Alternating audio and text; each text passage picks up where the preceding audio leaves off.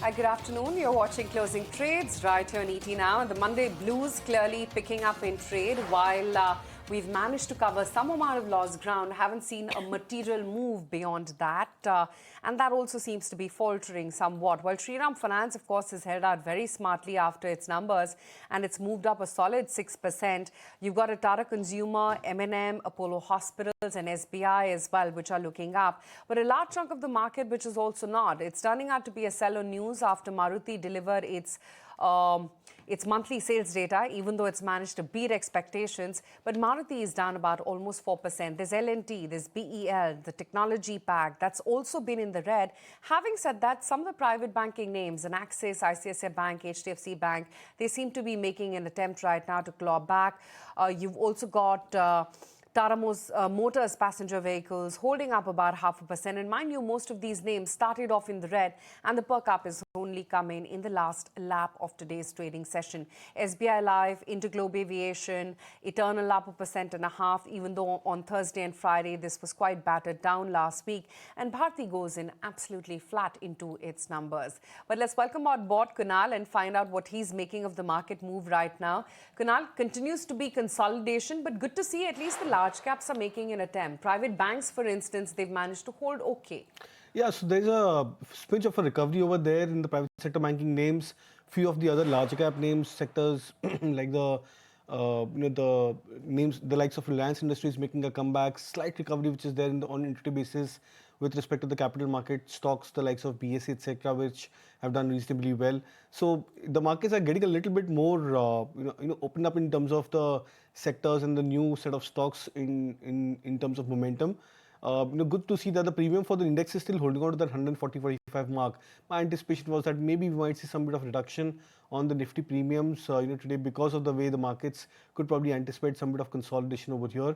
The biggest USP of the markets today is the strength in Bank Nifty, and I think even at a point where after days of the banking index showing signs of strength, and the Nifty over the last couple of days showing some signs of mild correction, we are looking at the Bank Nifty still holding up pretty well above that 58,000 mark. So now we are looking at a point where the Bank Nifty continues to be one of the strongest sector, and if the banking index continues to behave like what it has done over the last couple of days and even today, then we could be looking at the Nifty coming back into a very sharper recovery on the upside. So consolidation as of now, but if the Bank Nifty gains more momentum, then we may expect Nifty to also gradually move up higher. Your reading on the market. Kunal, Nifty Realty through and through winner today, 2.5% uptick. Phoenix is holding up very strongly post its earnings, a 4% uptick over there. DLF Lodha also doing very well. Which are your preferred picks from this sector, overall real estate, and how is Phoenix shaping up? We've spoken about other stocks, but Phoenix we haven't spoken about in a while. Yeah, so I think Phoenix is one of the interesting charts. I'll start off with that. The stock is coming back into a breakout about the 1740-45 mark. There are strong evidences on the charts in terms of indicators, and especially on the weekly chart so far, where the stock is showing signs of a super trend breakout. It's a very classic indicator which shows signs of trend reversal for the stock prices. So that's confirming for Phoenix, and even for realty at large. I think we are seeing the realty index back towards a 3-month, 2.5 to 3-month high, breaking past about the series of consolidative ranges. So in earlier for the last 2 or 3 months, 850, 60 as a support and 920, 30 as a resistance is what we used to see the realty index grinding into. But this time around, we've seen a very big breakout happening of this consolidation. Now, it's been led by a lot of large cap or the tier two large cap names. Prestige, for example, has shown signs of strength. Godrej Properties has done exceptionally well. And today, for example, for a change, you're seeing recovery coming back into the likes of Macrotech Developers or Lodha. That's a stock which has been an underperformer. It's still trading below its 200 moving average, but then the recovery indicates or the breakout indicates for the sector that many of these stocks will find a second leg of momentum on the upside. So bullish on realty from a near-term play, and many of the stocks over here, something like Godrej Properties have been bullish on. DLF at current levels, I believe, could be an attractive play. So Kunal, other than real estate, any individual stock-specific ideas right now? Yeah, so two buy calls. The first is buy on BSE. We were discussing this, recommended this in the morning also. So would recommend a buy further on the stock at current levels. 2550 is where I had pegged the target for the stock on the intraday basis. So I think at current levels, if traders are looking at a fresh buy, then 2600 could be the next set of a target for the stock, and stop loss could be tailed to 2500 levels now.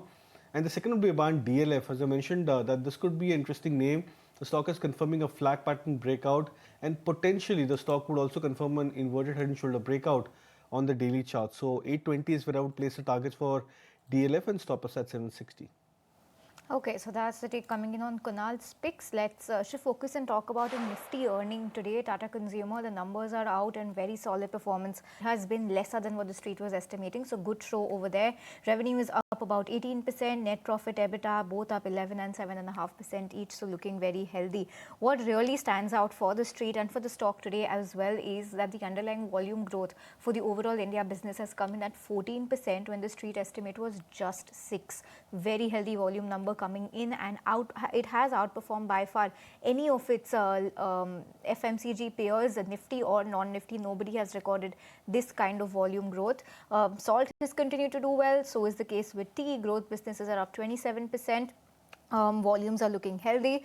Packaged beverage business and ready to drink, they've both done very well despite the unseasonal rains and a lack of demand coming in, intense competitive pressure that's also increasing on this segment. Other than that, beverages, ready to drink, despite all of that, rather have done well. India Foods, Capital Foods, Organic India, non-branded, Tata Sampann, Tata Starbucks this time around has added 7 stores in the quarter. So that is looking very good, and their revenue is also up 8%. International business in line with a 9% constant currency growth. So all in all, very good set of numbers coming in from Tata Consumer. And Kunal, in fact, I wanted to ask you this in the morning. Godrej Consumer is a stock that we were talking about on the back of its earnings, and now you have numbers from Tata Consumer out too. While of course Tata Consumer has done much better fundamentally this time, how do these two stack up on the charts against each other? Yeah, so I think Tata Consumers, of course, is the stronger one. The stock has formed had formed a bottom, I think, around 2-3 months back, but now it's very close towards a breakout of the lifetime high levels. I think, if I'm not wrong, it's just about a 40 or 50 point from current levels is where we can expect the stock to head towards a lifetime high breakout. That tells you that the stock has been absolutely strong with respect to many of the other peers. So I think on the back of the results, it's just a confirmation that the trend is intact for Tata Consumers on the upside. The volumes, of course, will be on the higher side because of the reaction post results. Godrej Consumers could be a very interesting case. You know, the all-time high, for example, for the stock was 1500 levels thereabout. The stock is currently at 1170, which is a sharp drop of almost 330 points for the stock from the all-time high levels. So it's fallen below the 20% mark. At current levels, we are expecting the stock to form a major bottom for itself. Risk reward becomes attractive over here. And then if the sector starts to get into a recovery mode, which I believe could probably be happening because many of the stocks like Nestle, etc., are showing signs of recovery for themselves. So I believe Godrej Consumers would eventually go into a breakout or covering up of the huge underperformance. So the risk reward is fairly attractive over here for traders who are looking at a slight high risk buy as compared to Tata Consumers. Okay, that's the take coming in on what GCPL as well as Tata Consumer and how they're both stacking up in trade. Let's take a very quick break. Lots of stocks trying to gather momentum. Let's see how that actually takes us through the last lap of today's trading session.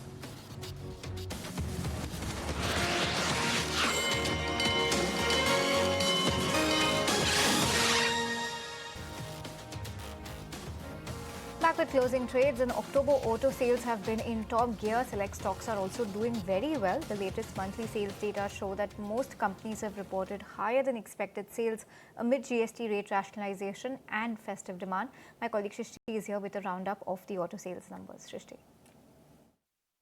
Well, yes, majority of the companies have reported a very strong set in the month gone by. Majority did beat the street estimates as well. And well, of course, October month marks the first full month of the GST rate rationalization benefits kicking in. And it was also the festive cheer that was all around marked by the auspicious days as well. But majority of the companies have done way better than what the street was penciling in. And firstly, let's start with the passenger vehicle space. Here in Tata Motors managed to surprise us with almost a 27% growth is what the company has reported on a YOY basis. It's not just the wholesales data, but in respect to the Vahan data as well, the company managed manages to hold its second spot, surpassing the likes of M&M as well as Hyundai, and definitely a very strong set from Tata Motors PV division. Other than that, even M&M numbers were better than what we were penciling it at 1.2 lakhs for the automotive division. That too has registered a jump of 24% on a YY basis. While for Maruti as well as Hyundai, the company did report almost an inline set. When it comes to the commercial vehicle side, herein we were not building much of an expectation, but look at the number. It's almost a double-digit growth that most of the companies have reported, and the most growth was reported by Ashok Leyland with a 16% jump. When it comes to the two-wheeler pack, TVS Motors did report a very strong set, almost an 11% jump on a YY basis. But other than that, when it comes to Eicher Motors, Royal Enfield numbers, in line to what the street was penciling in. But tractor was definitely the showstopper, because despite the expectations of a decline on a YY basis, given the kind of timing mismatch in the festive sales from last year to this year, this time around the companies did report a positive numbers. And not just that, the management commentary going ahead continues to remain on the positive side. So all across the board, we can see the festive cheer kicking in. Back to you. Oh, absolutely. In fact, let's hear it out from R.C. Bhargav, chairman at Maruti Suzuki, who expects a 10% growth in the small car segment in the second half. Second half, we will have a 10% growth. I'm sticking to that. In the small car segment, 10% growth in the second half of this year. Simple reason for market share growth is that our small cars will, as I'm hoping, will grow at 10% a year. The bigger cars are not growing at 10% a year. And there's only one other company in India which makes a sizable amount of small cars. They will also benefit and they will also grow faster. But the result is that the small car growth will drive faster market share growth for these two companies. And correspondingly, there will be some loss of market share for the other companies. Okay, that's the word coming in from the top boss at Maruti Suzuki. But let's get into conversation with Deepak Shenoy, CEO at Capital Mind Mutual Fund. Deepak, hi, good afternoon, and good to be chatting with you this afternoon. We've been talking about auto sales and how autos have seen a renewed momentum after the GST rate rationalization. Your take on the sector, any specific stocks or any sub-pockets like CVs, PVs, two-wheelers, four-wheelers, how would you place your bets here? I think we can't talk stock specific, but I think we own a stake in the auto industry in general. We have players here, but in general, I think it's been good. 25-30% in two of the larger names, and we're seeing that increase. I think coming on the back of two things: the GST rate cut, and also I think the changes in some of the downstream activity that's happened. It's been a year. In fact, it's been 4 or 5 years since we've seen meaningful pickup in PV, and the last year has been quite some of cheer at this GST rate cut. The bigger cars at least the prices come down quite substantially. So I think a lot of the sales of September would have gotten pushed into October. So as we see November data, when there's not the festive push and also the GST rate cut, the September month backlog piece would have gone away. The November data will be more revealing. But I think, to a large extent, the PV market is the bigger play here. It seems to be. And the two-wheeler market benefits, but relatively speaking, it's not as big. So we'll have to see how those numbers also pan out in November. The CVs, I think, will still take some time. There is some part of it related to more capex, and that's not really meaningfully happening right now. It probably will take 4 or 5 months more. Deepak, hi, afternoon. Let's talk about what's happening within the primary markets, though. I mean, Lenskart, irrespective of all the acquisitions around the high valuations, does get fully subscribed on day one itself. And look what's happening in Oyo Rooms now. And, of course, many others wherein the grey market premiums have halved. Yeah, Aisha, I think, there's a lot of conversation around IPOs and who should buy and whether we should, buy and not buy and all that. But I think to a large extent, these companies are new, so we don't know much about them other than what they've revealed in the prospectus. We will find out about the financials only 1 or 2 quarters after they list, how they behave after they've listed. Are the profits sustainable? Are they creating value? All of that stuff will be visible only a little bit later. One of the problems with some of the funded companies is that their biggest investors tend to want to exit after that first 6 month when they're locked in of sorts. Then you find that many of these stock prices seem to dip in that 6 month to 12 month period, or first 1 year kind of period. So you have enough time, so you don't have to rush and buy them right now. And to that extent, I think we'll have to see how this performance kind of pans out. And gray market premiums unfortunately are they're functions of sentiment, and they change quite rapidly, and they don't really indicate what will happen, say, a month or 2 months after the stocks list. They're pretty much geared on listing day premiums. It's kind of a black market of sorts for for the IPO listing pops. So I'm not so focused on them per se, but it's nice to see that people are interested. There are diverse opinions, a lot of discussion, a lot of anger and unhappiness by a lot of players. All that is good discussion, because such stuff should come out. But I think the real thing will only come over time, so we'll have to wait for 2 quarters at least before we see some value being created. That's the take on that. Before we go across and listen into what the Lenskart management also had to say, just want to draw your attention to the flashes on the bottom of the screen. Vodafone Idea, that stock keeps picking up, and there is more news over there, because once again Vodafone Idea has approached the Supreme Court. They flagged an issue and requested for further clarity in its fresh plea. They've also mentioned that the Supreme Court order mentions about the total AGR dues, whereas Vodafone Idea sought relief on additional AGR dues. So that's a clarification that they've come out with. And the Supreme Court in its last judgment, remember, had quashed Vodafone Idea's plea but allowed the centre to reconsider the relief on AGR dues. So that's a little bit of a clarification coming in from Vodafone Idea when it comes to their additional AGR dues plea. And on the back of that, the stock continues to gain. It's up 10%. It was gaining about 4 to 5% on reports that we may see some fresh private equity capital being pumped into Vodafone Idea. But other than this is another positive news flow coming in for the company, and the stock continues to soar. But once again, shifting focus to Lenskart, let's go across and listen into what Piyush Bansal, the CMD and CEO, had to say about the market share of the company and more. I think as a journey at Lenskart, I think we are still quite early in the journey. I know we are hitting the public markets, but nowhere this category right now is at a stage where one would assume that we have kind of arrived. I think it is quite early in the journey. Lenskart's market share in India is still 5 to 6%. The market is growing at 13% odd. The number of people needing glasses are growing, number of eye tests are growing. So it is quite early in that journey, considering, and that is why the investment we are raising in the IPO. Let's pick up a little bit more on the Supreme Court verdict now on Vodafone Idea. In fact, let me take it across to my colleague Samir Dikshit and get a first-hand account on what exactly is the announcement all about. So, Samir?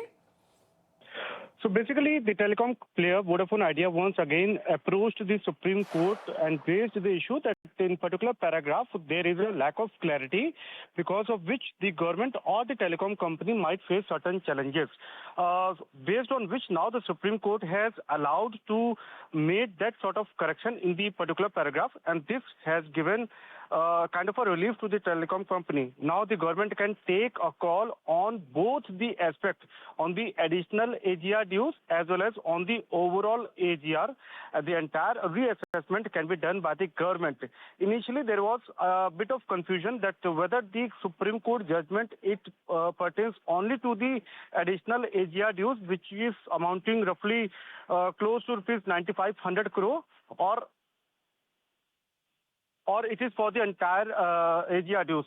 But now Supreme Court has clarified that the relief or the direction, the government can take a call on the entire part. It will be applicable both on the additional AGR dues as well as on the total AGR dues.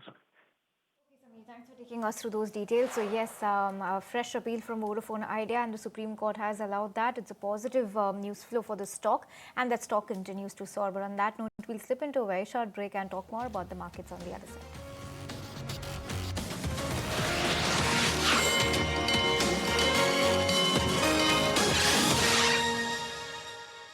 trades right here in ET now, holding out quite okay actually. Not as much the index, but some of the individual constituents like Tata Consumer, Shriram Finance, Apollo, M&M, SBI. They are the ones which are providing an apt cushion to the index as we speak. But still in the thick of earnings, so let's address another set. We've got Kapil Mohan Bhutani, the CFO at Affle 3i, joining in on the show right now. Kapil, great to have you on ET now. Thanks for your time. Firstly, wanted to understand about your profits, because they've seen an up move of about almost 5% sequentially. Tell me what key segments or geographies drove this growth for you? Thanks for inviting us on your show. It's a broad-based growth for us, and if you see that we have been growing in that range of margins for last 6 quarters consistently and expanding the margins. So all the geographies contribute to their share. I will not call out any particular geography, but yes, we attempt for a broad-based growth all across the regions. And Kapil, the space that you operate in, the global adtech space, is very dynamic in terms of its headwinds. How confident are you about continued growth amid macro and regulatory changes? Is this growth momentum sustainable for the quarters to come? Yes, we have called out that Affle should be growing at 20% growth rates for the medium term, and we believe that we can do it both by way of adding new customers and in the new geographies, as well as penetration on the wallets with the existing customers. What about growth areas, new products, markets? Are you prioritizing that over, sort of gaining momentum or maintaining momentum? So, development on the tech piece is mandatory for us in an ever-changing situations, right? That goes without any saying. Whether we have to adopt to AI or machine learning, that has been at the heart of our business. So we have been filing patents all across AI and machine learning, and with the technology on our back, we believe that we can penetrate into newer geographies and get higher share of wallet of existing customers. And given the valuation and business model, what investor milestones should we watch out for in the revenue mix, in the margin upside, any new client wins? If you could just give us any update on the positives that you're seeing looking ahead. So if you see that we are, despite the RMG setback in this quarter, we've been able to meet the growth in India to more than 26% year on year. That was because of the early onset of the festive season. However, we believe that in India, we will be leading the strategy with gaining higher wallet shares with our existing customers. Newer wins should come in newer geographies, emerging markets, and the developed markets both. Right. Also about the new US patents that you've secured and the global data privacy certifications as well amid all this heavy competition in ad tech. Tell me, how important are these for your monetization roadmap and the barrier to entry? So it gives confidence to our customers that their data is safe, the users' data is safe, and it gives us confidence that we are able to use the right set of data to deliver the return on the ad spends to our customers. The CPC model ensures that the client gets the ROI for their ad spends without breaching any of their clients' user data. Okay, on that note, we'll let you go. Kapil, thanks so much for your time today and good chatting with you. Thank you. Thank you for so much.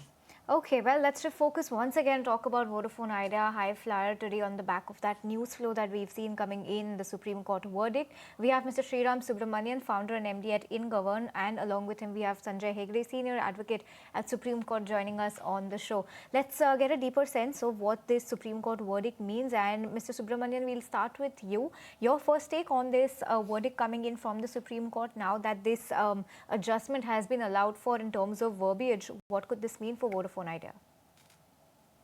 Good afternoon. It's a positive development for Vodafone Idea, of course.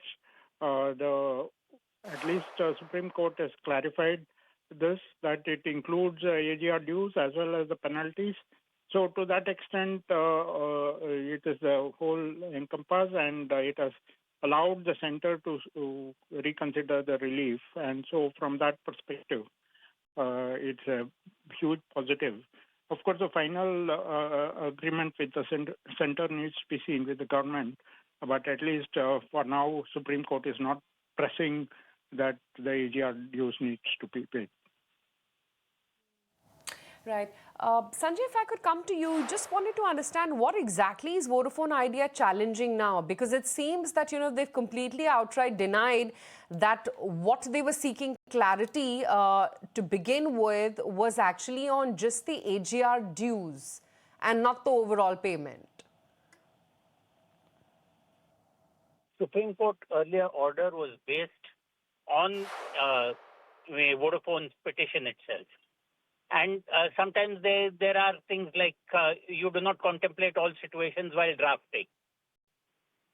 Once the Supreme Court order came out, the original order came out, it was realized that the limited nature of the pleadings and the proceedings before the Supreme Court might act on a break, act as a break on the government's ability to grant relief even if it wanted to. So there has now been a clarification sought, which the court has allowed, and the court says that okay, we are not reading any limitations. If the government wants to grant something, it is free to do so. It's in the policy domain. The mere fact that there has been an earlier order does not in any way restrict the government. That was the sum and substance of the earlier order. Whereas the earlier order had it restricted to AGR dues, this order clarifies that it is the entire package. Sure. The other clarity, Sanjay, wanted to understand, how significant do you think could be, say, the financial difference between the originally assessed AGR dues and this additional AGR dues which Vodafone Idea is now disputing? See, that's a question of accounting. I would not be privy to the figure. But if the challenge was limited only to the additional AGR dues, then obviously it would imply that the AGR dues itself, the basic dues, had to be paid. Now that the clarification has come that that the AGR dues and the additional AGR dues plus penalty plus all that, everything can be looked at from the government perspective in a proper package. The field is open to the government, which anyway owns 49% of Vodafone, to grant a comprehensive package. And Mr. Subramanian, now that this clarity has been granted by the Supreme Court, do you think this tips the scales more in favor of Vodafone Idea, or could this not have any bearing at all? No, still the contours of how the government, what the government seeks from Vodafone is, a matter of discussion between the government and Vodafone in the first place. And only then it will become bankable because the cash flows and thereof would be quite clear. As of now, the Supreme Court ruling just says that it is up to the government and Vodafone to negotiate or discuss and arrive at whatever number it is. So to that extent, unless the government and Vodafone sits down and arrive at a cash flow path, I would think the future is still slightly unclear. Yeah. And, that's the thing, Sanjay, because, just trying to understand here, why at all should there be a discrepancy to begin with in, between Vodafone's interpretation and the Supreme Court's wording in the earlier judgment? And to add to that, one is only trying to understand as to how to read into this. Is this a fresh plea or an attempt to buy more time? Or do you think there is a genuine ambiguity when it comes to the dues? No. The government asked for AGR, it also asked for penalty, and it was also levying additional dues. There was something in the Vodafone petition which said that it was contesting the additional AGR. So obviously, in a court of law, when the court grants relief, the court's relief is confined to the pleadings. And so when the wording of the order came about, came out, it became apparent to people that no, that it would act as a limitation on the government's powers. So both the government and Vodafone have approached the court saying, please clarify this, please do not say anything which will act as a limitation on powers. And the court has said, so be it. If you want to grant anything, we are not standing in the way. Okay, so that's the take coming in on this clarification coming in from the Supreme Court and allowing the change in verbiage for Vodafone Idea. Mr. Hegde and Mr. Subramaniam, thank you so much for your time today. On that note, we'll let you go. But once again, shifting focus to the impact that this could have on the rest of the telecom space, we also have Deepak Shenoy with us, who's been waiting by very patiently. Deepak, thanks for that. But give us a sense on what this could mean, this outcome could mean for the other players, because we understand that Airtel too has some AGR dues pending. Any positive takeaway from this outcome, perhaps for an Airtel, or is that too far of is that too far-fetched? Well, I think Vodafone, I mean, the players are there, three players, and they have different types of AGR dues. I think, one of the things is that you got an 80,000 plus crore issue at the Vodafone Idea end, which is perhaps the highest in that category. And then you've got the interest, the penalties, the fact that they have to pay, I think, annually, starting from next year. It'll take a significant amount of their cash flow. If the government could perhaps provide a relief on that, it'll just change their cash flow. But it doesn't change the fact that they're technically insolvent as a company because their net worth is negative. Their net worth continues to be negative. It will continue because it's not like the government is writing off these dues. They're only possibly going to either change the structure of the penalty or the interest, or waive off some of the penalties or interest, but the core amount is still due. And to that extent, there will be some kind of a ripple effect now, on some of the other players as well. But this company is going to need a lot of equity to just bring its equity net worth back to zero. And then they'll need a lot more equity going forward because they have to pay for spectrum, they have to pay for capex enhancements in order to just kind of keep up with the other players as well. So there is that. But we should rejoice as taxpayers perhaps because our government got issued shares at 10 rupees per share way back in March or so, because you couldn't issue shares at less than 10 rupees per share because of some Companies Act thing. So if the share comes back, it was at 6 rupees 80 paisa at that time. It comes back to 10 rupees. At least the government is kind of breaking even on its investment, which is effectively us as taxpayers. But above that, I don't see this relief as a significant long-term change. The only way this can change long-term is either if they bring in a lot more equity, or if there is a significant change in their profitability or a cash flow that allows them to build their profits and change significantly, which in this competitive environment, I doubt that will meaningfully happen. So I think it's small, but the body is still wounded here. I think there is a lot more to be done before you can say it's out of the woods. Okay, Deepak, appreciate that take coming in. And on that note, we'll let you go too. Thanks so much for your time, and thanks once again for patiently waiting by. Okay, viewers, on that note, we'll slip into a very short break. Just want to see what the Nifty is doing. Last I checked, we were above 25,800. Okay, we've slipped once again below that, 25,760 thereabouts now, but still in the green by almost 0.2%. We'll slip into a short break and talk more about the markets on the other side.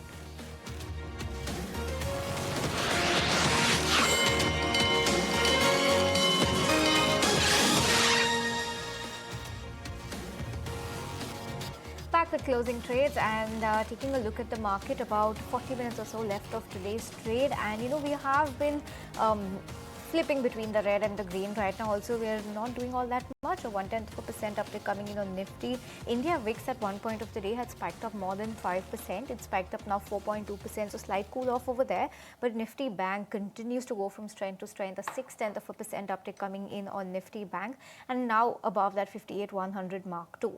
The advance decline ratio continues to be in the favor of the advances, with Shriram Finance, Tata Consumer, M&M ahead of its earnings tomorrow, all doing pretty well. We have Ruchit Jain, Vice President of Equity Technical Research at Motilal Oswal Finance, Financial Services, joining us. Ruchit, hi, good afternoon. Give us a sense of your reading of the top 3 Nifty gainers right now, because massive gains on Shriram Finance up 6.5%. You have Tata Consumer up about 3%, and it's actually Apollo Hospital that's overtaken M&M right now, and roughly a 2% gain over there as well. How are these 3 names stacking up, and would they make for good buying opportunities now, given that they've already seen such a run-up? Well, no, both Shriram Finance as well as Tata Consumer are just indicating in the continuation of the uptrend. If you look at the recent past as well, over last 2 or 3 weeks, we have seen a consistent up move. In Shriram Finance, where the entire NBFC space was in momentum, and this has been one of the relative outperformer within the NBFC space. And even Tata Consumer, if you look at the entire FMCG space, then although FMCG space have not shown that kind of move, but relatively within the FMCG names, Tata Consumer has given positive returns. So I think both the stocks are in uptrend, and that uptrend could continue. If one has to take a fresh position, then definitely Shriram Finance has already seen a good up move. So one should keep a buy and dip approach in that. But Tata Consumer, yes, can be bought at current levels also, where that high top, high bottom structure is still intact. So we expect about 5 to 6% up move in Tata Consumer in the near term. So one can go long on that.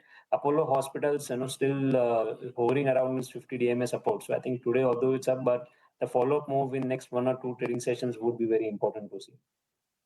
Yeah, that really remains to be seen. Kunal, what is your sense? You think BFSI as a segment can see any follow-through? Because what you're seeing is a clear shift of hands. Today, it's Shriram which is actually holding out. Do you think there could be rotation within banking and financial services? And can they then lead, say, the Nifty Bank or Nifty Finance higher? Yeah, I think it's possible, Aisha, because many of the stocks like Bajaj Finance, the stock is down 5% from its recent highs. Yeah. Shriram Finance, on the other hand, has moved up higher. L&T Finance is something which has done reasonably well.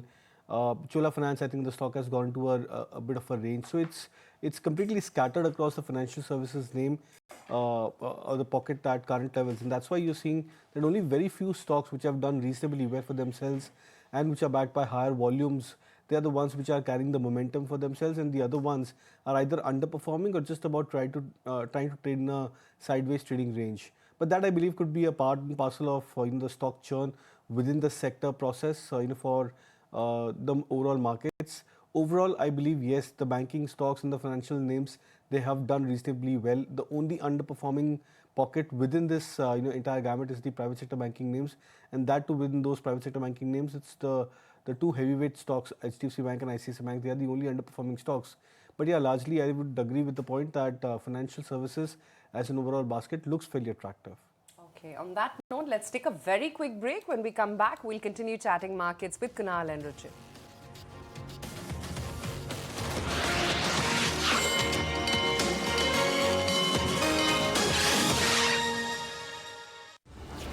In association with Bank of Baroda ke Sang, Wilmar Agri Business, and also Mr. Shrikant Kanhere, the CFO, joining in on the show right now. Gentlemen, both of you, thanks so much for your time. Angshu, if I could start off with you. Despite strong sequential growth, overall consumer demand remained below expectations. Tell me, what are the key headwinds which are still sort of weighing on your volume recovery? In edible oil particularly, we haven't seen the type of consumption that was expected during the festive season. Q1 and Q2 both has been very subdued. Urban consumption, somewhere we are finding it flattish or not growing at all. The edible oil prices are almost 20% higher than last year, same time. So that can be an inflationary issue. Rural, still better than urban, but still overall, the growth has been very subdued, and that is why we did only 2% growth in oil this quarter. Take on your 2% volume growth coming in on the oil front. Shrikant, give us a sense of some other financials. Now, while the branded business revenue, that has grown 7% on a year-on-year basis, the underlying volume growth in edible oil was just 2%, like you've just flagged off. So help us understand, how do you plan to bridge the gap between revenue growth and volume growth? Yeah, I think volume growth, if you really ask me, it's temporary. I think Q1 and Q2 we saw subdued demand, not only because of the market not picking up, but also because of the grammage play which is happening in the edible oil. So that also has played some bit of thing on the demand. But I think Q3 and Q4, we have now festivities coming in, starting in India, right from Diwali till Holi. We are quite hopeful that the demand should pick up from here. Sequentially, if you look at our food numbers, sequentially we have been able to clock 21% growth in the food. That's very encouraging for us. So overall, I think as we would approach to the year end, we should be able to get to the number where we would like to have. Okay, and what would that number be if you could help us understand? And if this is for the overall business or the edible oils part of your business particularly? You see, the edible oil as a industry, if you look at the Nielsen has recently published numbers, it's not growing as an industry in a sense. So it's in the range of 1 or 2%. I think we have been saying this for quite some time that as far as the edible oil branded business is concerned, it should keep growing at mid-single digit kind of number. And we are quite hopeful that we should get this number by end of this financial year. Okay, so that's on that. Anshu, give us a sense of your food and FMCG segment that's showing strong sequential momentum, but slightly tepid on the year-on-year basis. What is your outlook for FY26 volumes and margin recovery for this particular segment on an overall basis? On food, we have been concentrating on building volume, and this you can see Q on Q, we have grown by over 20%. I'm happy to tell you that at PBT level also, we have shown profit of around 52 crore this quarter and total around 136 crores in the first half of the year. So earlier we were not making profit, but now we are growing volume as well as we are making profit. Now going ahead, our sure focus is on growing the volume in rice, wheat flour, pulses, sugar, in all these four categories and bring the volume at least consistently over 20-25% for the next 1 year or so. And we are looking forward to reach a target of around 10,000 crore turnover by end of 27, March 27. Sure. Anshu, the industry essentials reported the highest PBT, right, in 13 quarters, that of about almost 131 crores. Tell me, what are the main drivers of profitability in this particular segment? And can this performance then be maintained? In this, we have three parts. One is the oleochemical, which is, we are a very strong player in oleochemical. And as you know, we are number one stearic acid and glycerine player in the manufacturer in the country. So oleo happens to be our formidable one product in the industry essential. Second is our castor oil. We are India's largest castor oil processors and exporters. So that gives us good volume and good margin. And the third is that we are also one of the leading exporters of de-oiled cake, rice bran cake, and soybean, mustard. So all these seeds that we process, the de-oiled cake, either we sell at home or we export. And we are one of the largest exporters of mustard seed cake. So all these three put together makes our industry essentials. Okay, Anshu and Mr. Srikanth, thank you so much for your time today, and thanks for helping us understand your quarterly numbers better. We hope to interact with you next quarter as well, and good luck for that. Thank you. Thank you. Thanks so much. Well, okay, let's shift focus and moving on to an ET Now exclusive. The IRDAI has enabled the Ministry of Panchayati Raj's Gram Panchayat data with IIB with Bima Gram initiative. My colleague Anuraksha is here with more details. So insurance regulator IRDA has launched a Bima Gram initiative, and this initiative will help insurance companies to enable and increase their penetration, increase their insurance coverage in Gram Panchayat rural areas, as there is a mandate by insurance regulator IRDA to complete or to meet the social rural obligation, and for FY26, which is 15% of assets and life covered in a Gram Panchayat, but companies were finding finding it difficult to map Gram Panchayat and to meet the target set by insurance regulator. But after this initiative of Bima Gram, which there will be integration of Ministry of Panchayat's data with IIB, and through API that data will be linked to insurance companies also. So insurance companies will be able to map the Gram Panchayat, and that will help the product, which will be the Bima Vahak product and a Bima Vistar product, which will be offered by insurance companies going ahead. Right. Okay, Anurag, we'll come right back to you. Let me take up that discussion on Vodafone Idea forward. And we have with us Mr. Mahesh Agarwal of Agarwal Law Associates. He's also the lawyer for Vodafone Idea.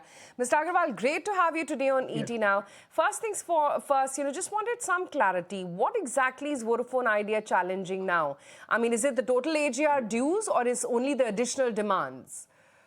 No, so in the original petition which was filed, all dues had been challenged, not just the additional dues. Purely out of some inadvertent error, one line had come in the order which limited it to additional. So we mentioned to the court, and court has clarified today that the government can consider and reconcile all AGR dues up to 16-17, including interest and penalty. So that ambiguity which had come and that was not correct is now corrected. Thanks for helping us understand that order better. But Mr. Agarwal, also help us understand, if this verdict goes in the favor of Vodafone Idea, are you looking at a complete reduction or a complete takeaway of these dues that Vodafone owes, or is this going to be a partial reduction? What are you aiming for? And in your opinion, does this now strengthens Vodafone's chances of getting a positive appeal? So, yes, it does strengthen Vodafone's chances of seeking a correction of the original demand. What the government will do is difficult to speculate and should not be speculated. All that has happened is court has clarified that in view of the special circumstances, in the interest of 20 crore consumers and 49% shareholding of the government, there is no impediment. There is no impediment for the government to correct the errors. So now, after this order comes, which should be expected tomorrow or day after, then a proper representation will be made, and then it is for the government to consider what it can do.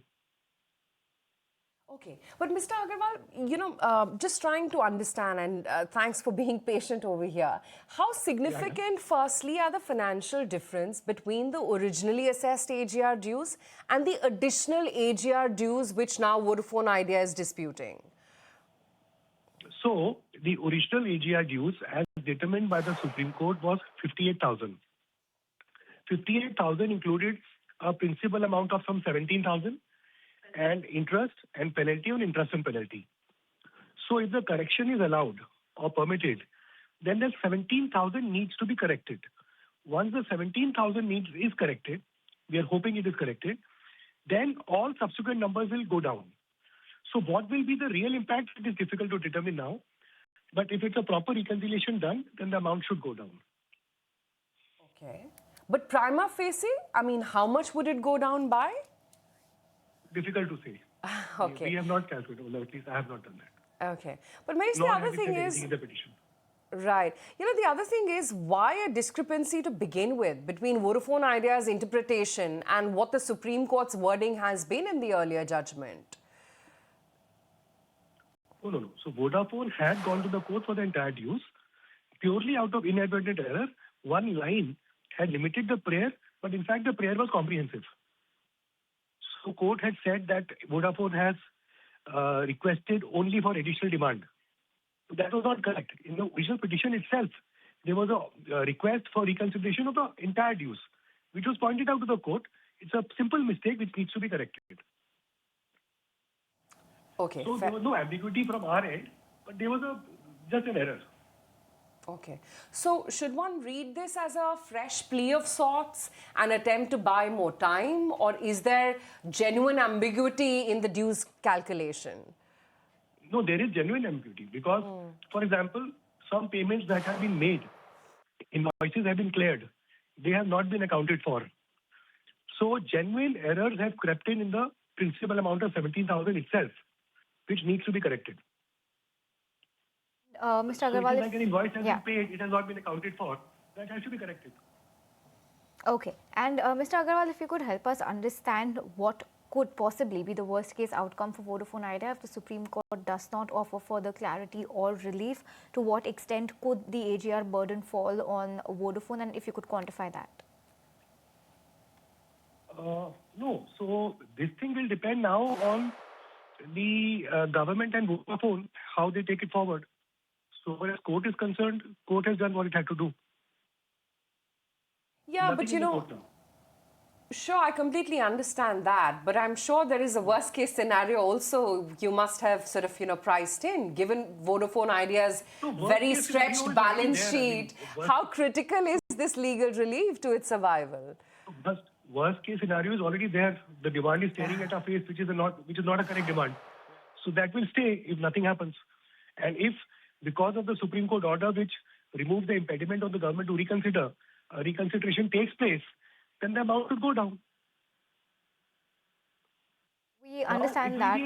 One can only determine as to what will be the exercise, how can be carried out. That is a long exercise which will take time. Okay. Mr. Agarwal, before we let you go, any estimated timeline on when we could see the next step to this or the next outcome? I think 2 weeks. Okay, 2 weeks. Okay. Yeah. Thank you so much for that clarity. And Mr. Agarwal, thanks so much for joining us as well today. Thank you so much. Okay, well then let's move away from that conversation. That was Vodafone Idea doing very well on the back of that Supreme Court verdict coming in. But shifting focus to earnings, Ambuja Cements has reported a healthy set of Q2 results. The revenue for the company came in higher by 21% on a year-on-year basis. Now remember, this is the highest ever quarterly revenue for the company. EBITDA also increased 58% in the same period. Volume growth additionally is 5 times higher than the industry average too. Now when it comes to guidance, Ambuja Cements increased its FY28 target capacity from 140 metric tons per annum to 155. Let's listen in to what the whole-time director and CEO Vinod Baheti had to say about the earnings. Ambuja Cements delivered a robust second quarter of financial year 26 performance, maintaining strong momentum.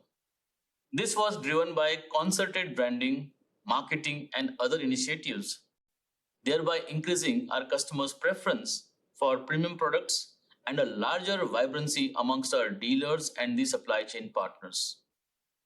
This resulted in differentiated volume growth and improved realizations, thereby helping us achieve EBITDA of rupees 1,060 per metric ton, a jump of 32% year-on-year.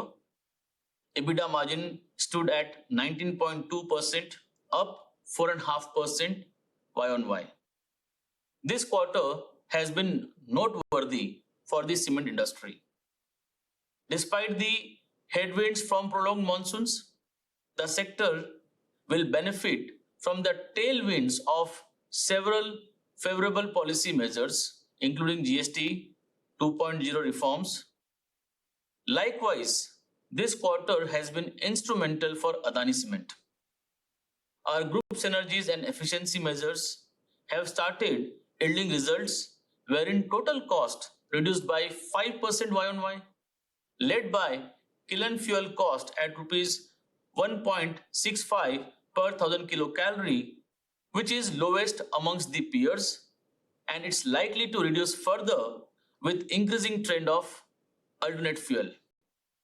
Exit of financial year 26, we target to deliver total cost of rupees 4,000 per metric ton and further reduction of 5% Y-on-Y for the next 2 years. We are well on track to achieve our target of rupees 3,650 per metric ton by FY28.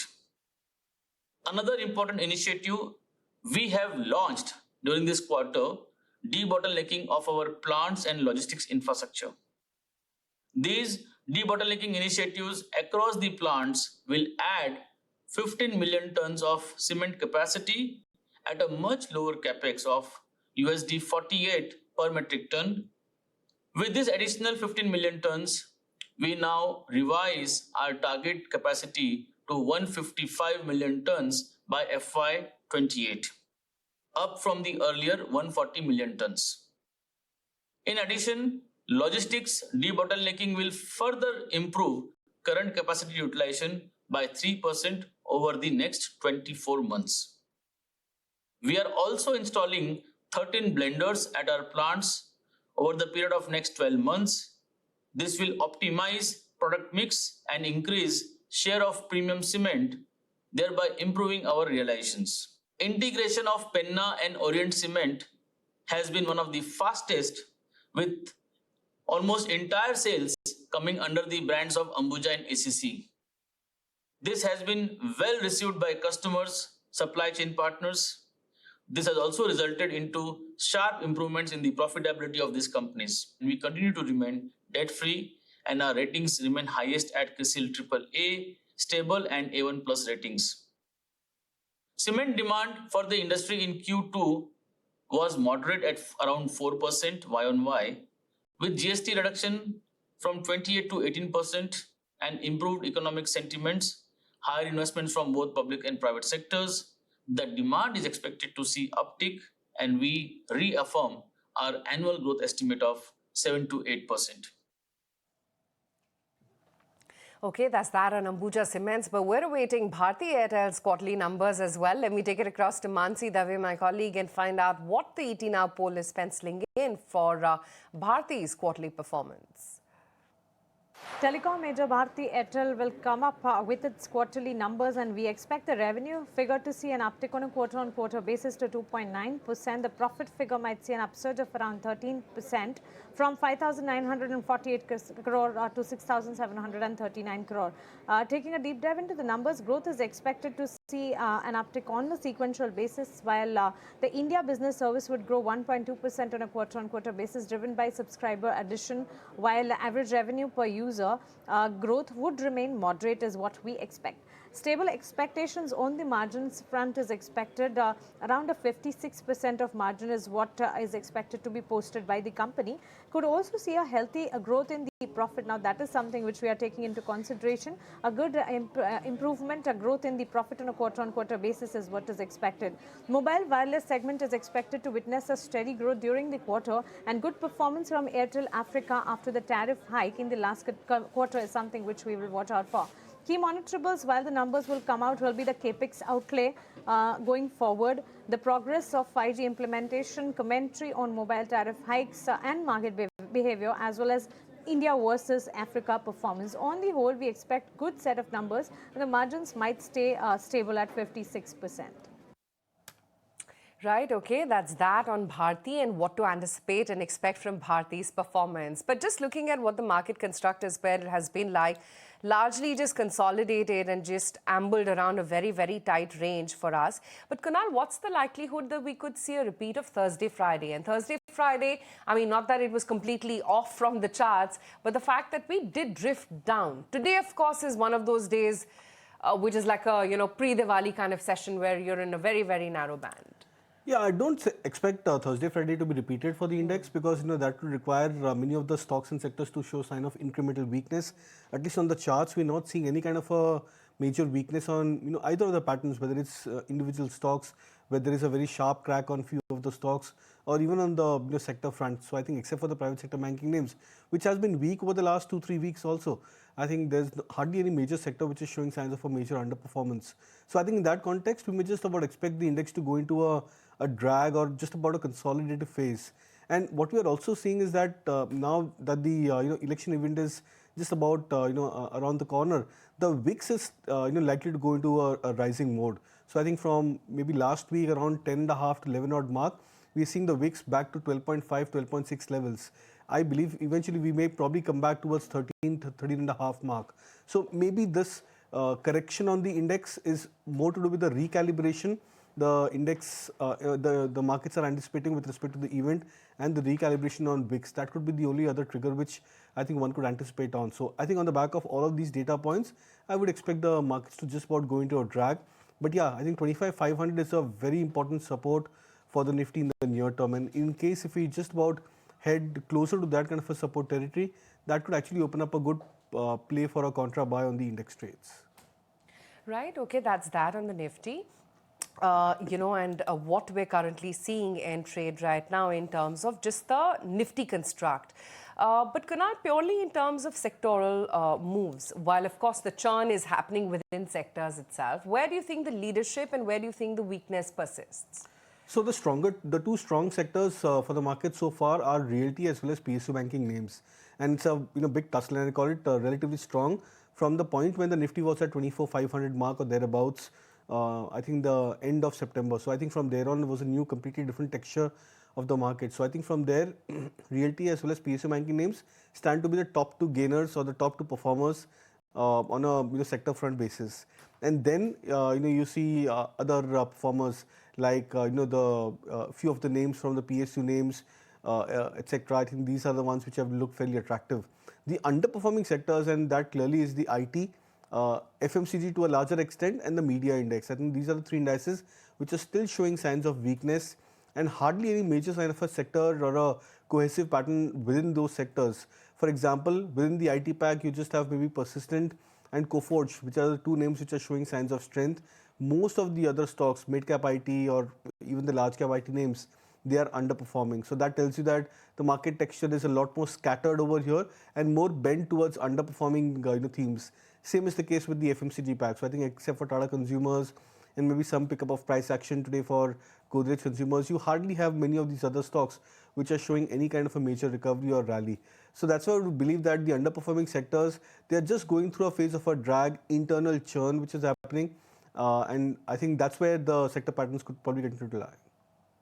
Okay, that's that on what the market construct is looking like and what the sectoral leadership and weakness as well is. For today, of course, while it's been a lot about earnings, it's also been a lot about some of the rebound that you're seeing in some of the beaten down names. I mean, look at Eternal, for instance, or even on Friday, you didn't even have SBI participate. Both those stocks have jumped up today. M&M has reacted quite positively to its monthly sales data. That stock holding quite higher. Interglobe Aviation, Hindalco, HDFC Life, Sun Pharma ahead of its numbers on Wednesday. All these stocks are looking quite okay as we speak right now. Kunal, on Eternal, because once again you saw quite a bit of weakness and it I think went back to what, 320 thereabouts? Yeah, 315 thereabouts. 315, okay. So this is a very good territory actually, Aisha, to initiate a buy on Eternal because the stock has this habit or tendency of going into a 10% correction every now and then, post results, post some special situation event, etc. And then from those levels, the stock finds a good support, consolidates for a couple of days, but the risk reward starts to look fairly attractive. So at 350, 360, the momentum was at its peak for Eternal. At 315 thereabouts, the downside or the indicators are a little bit more oversold. So that's why I would believe that the stock would probably try and just settle up at current levels. So I actually believe 315, 320 is a good range for someone who's missed out earlier on Eternal and to look out for a buy for the stock at current levels. Okay, that's the take coming in right now on Eternal. And yes, time and again, one has seen that stock actually bounce back from that 315, 320 odd level and go back to that also. But today, of course, the star performer has got to be Shriram Finance after its earnings. A solid 6.25% move is what that stock is closing the day with. On the weakness side, today it was Maruti, turned out to be a bit of a sell-on news kind of candidate because one would have anticipated decent moves given that the monthly sales data was quite impressive. But it seems, or for that matter, even the earnings commentary, but it seems that all of this was pretty much par for the course and digested, and which is why it turned out to be a bit of a sell-on news kind of story. That's, of course, the case today with Maruti. Vodafone Idea, let's see where that actually jumped up in trade. Finally, I think settled down with a double-digit gain for itself. 9.5% higher, 956 thereabouts is where Vodafone Idea shut shop in today's trading session. L&T, BEL, some of the technology plays, they have also seen some amount of weakness, while Reliance closed in absolutely flat for itself. Titan flat, ICICI Bank flat, and Bharti, as it steps into its earnings, closed in just about marginally in the green. Okay, over to Snehi then for the closing trades. Okay, so let's take a look at how we've wrapped up for the day. And it's been overall a decent day of trade, you could call it that, because you do have a little bit of an uptick coming in on the Nifty, 0.2% higher. Some Nifty candidates have done very well for themselves, the likes of Shriram Finance up 6%, Tata Consumer is up 2.5%, so that looks good. Apollo Hospitals, Tata Motors PV, M&M ahead of its earnings tomorrow, also perking up really well. On the flip side, pressure from Maruti Suzuki after downgrade coming in from Jefferies, although the numbers look pretty good. You have ITC, TCS, L&T, JSW Steel continuing to maintain some pressure on the Nifty. On the flip side, the broader end of the market looked very resilient, about 0.7% gain coming in from the Nifty mid-cap and the small-cap space. The advance decline ratio right now in the favor of the advances, given the kind of broader market momentum that we've had in terms of earnings. Nifty Realty, the top sectoral gainer, followed by PSU Banks, Pharma, Nifty Bank, Energy, Metals, Auto. Your IT on the flatland with slight pressure coming in on FMCG, which is surprising because you do have Godrej Consumer that was up 5%, Dabur up 3.5%, Tata Consumer up 2.5% on the back of some very strong and ahead of estimates earnings rather from Tata Consumer. So all of that also is not being able to pick up the Nifty FMCG out of the red. It's pressure from Colgate, ITC, Nestle Britannia that continues to keep the Nifty FMCG index slightly tempered. Other than that, a list of gainers and losers today. Wockhardt up 8.5%, very strong earnings. Gravita India, Latent Few, Shriram Finance, like we spoke about, Schaeffler India, Indus Towers, Godrej Consumer. These are your top Nifty 500 gainers. On the flip side, Netweb Tech, Zensar Tech, Aptus Value, JK Cement, Polymedicure, Patanjali, Maruti Suzuki, Adani Green. These are some of your top Nifty 500 losers. But that is how we're wrapping up for the market today. A 0.2% uptick coming in on the Nifty. We have not been able to close above that 25,800 mark. The weekly Nifty will be tomorrow. Let's see what happens in trade. But thanks so much for tuning in. With that, it's a wrap on this edition of Closing Trades. Okay, and reliable sources inform ET Now that Japanese financial giant MUFG is in advanced discussions with Shriram Finance to acquire a 20% equity stake in the Indian NBFC. Shriram's Executive Vice Chairman Umesh Revankar earlier told ET Now about some discussion ongoing without sharing any details. And now my colleague Anurag Joshi is here to tell us a little bit more about that. Anurag? Japanese financial giant Mitsubishi UFJ Financial Group is in advanced discussions to acquire a 20% equity stake in Indian shadow lender Shriram Finance. Shriram Finance is a non-banking financial company, and a fifth of Shriram Finance's market value is around 30,000 crore rupees at going by current market prices. That makes the overall valuation for Shriram Finance at 1.5 trillion rupees. These discussions between MUFG and Shriram have been going in the recent past, and it comes amid a spate of M&A deals in the Indian financial sector that include Emirates NBD, the UAE's leading lender, acquiring a majority equity stake in RBL Bank, Blackstone acquiring an about 10% equity stake in Federal Bank, and peer SMBC buying about 25% equity stake in Yes Bank, and that deal concluded in September. Okay, this is a very important piece of news that we're currently picking up. Let's see which way the developments head. Today, of course, the stock shot up about 6% as we pick up on some buzz that perhaps Japanese financial giant MUFG may be in advanced discussions with Shriram Finance to acquire a big, sizable 20% equity stake in this Indian NBFC giant. But on that note, we'll wind it up right here in this edition of Closing Trades. Thanks for watching.